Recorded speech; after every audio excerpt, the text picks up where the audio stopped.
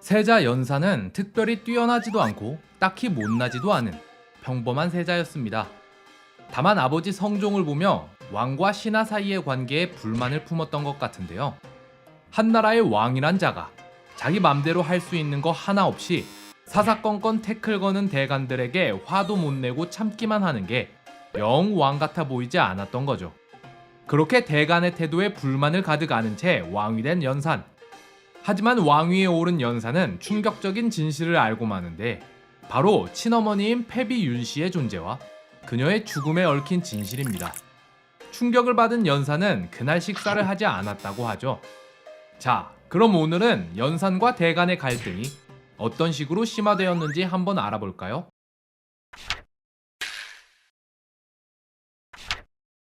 무오사화는 연산이 왕위에 오른 지 4년째 되던 해에 발생합니다.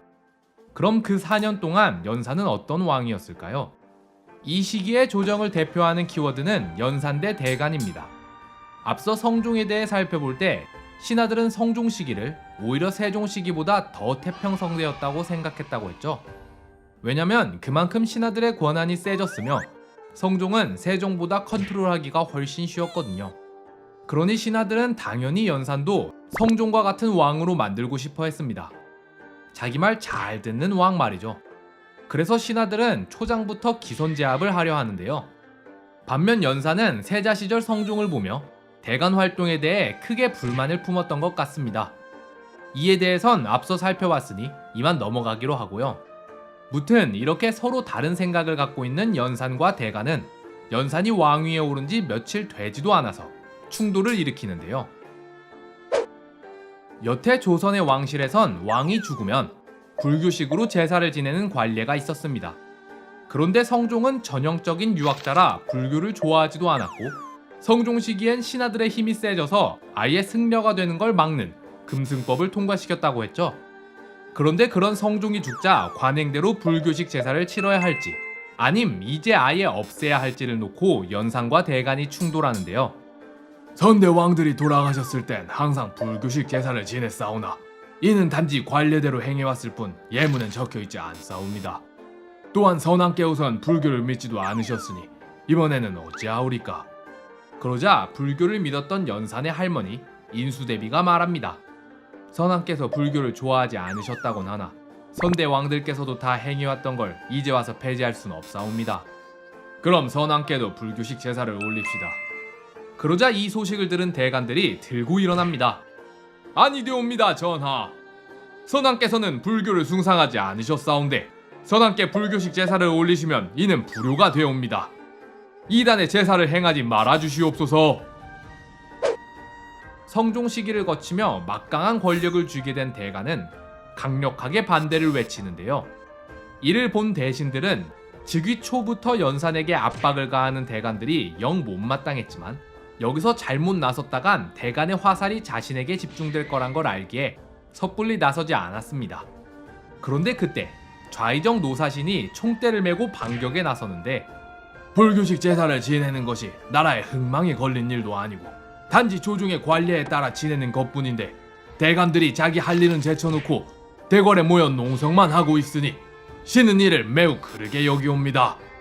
그러자 대간의 집중 포화를 받게 된 노사신. 게다가 이번엔 유생들까지 합세하여 노사신을 거세게 비난합니다.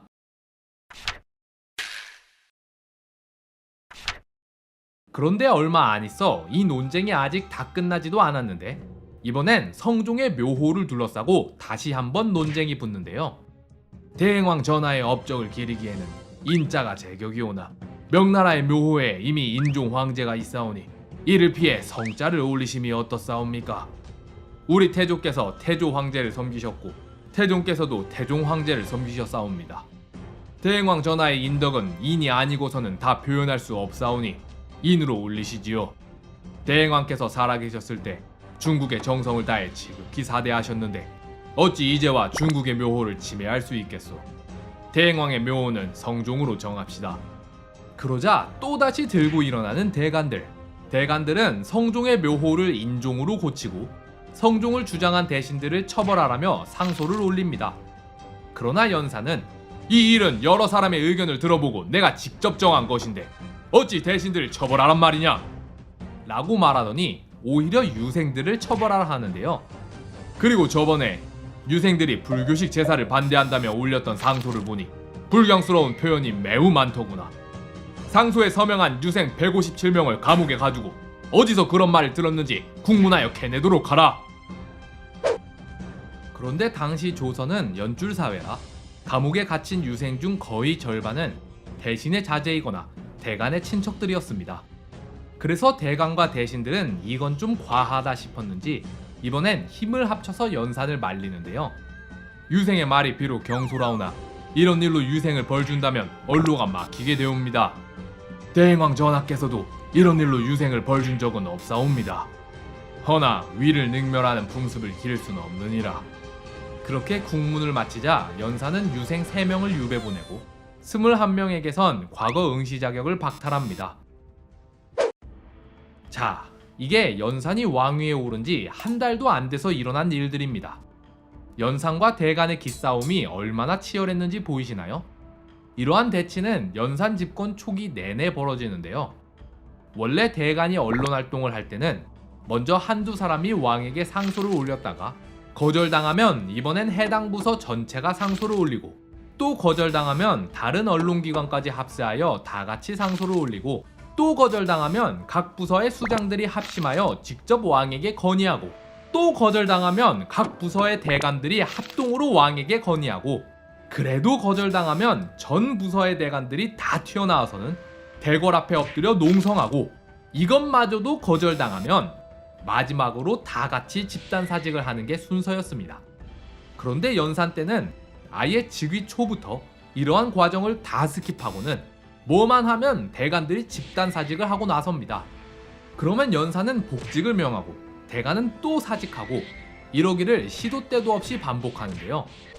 하지만 연산도 한뚝심 하는지라 웬만해서 물러나 주질 않습니다. 그렇게 대간과 계속해서 대치하던 연산은 갑자기 위험한 논제를 하나 꺼내는데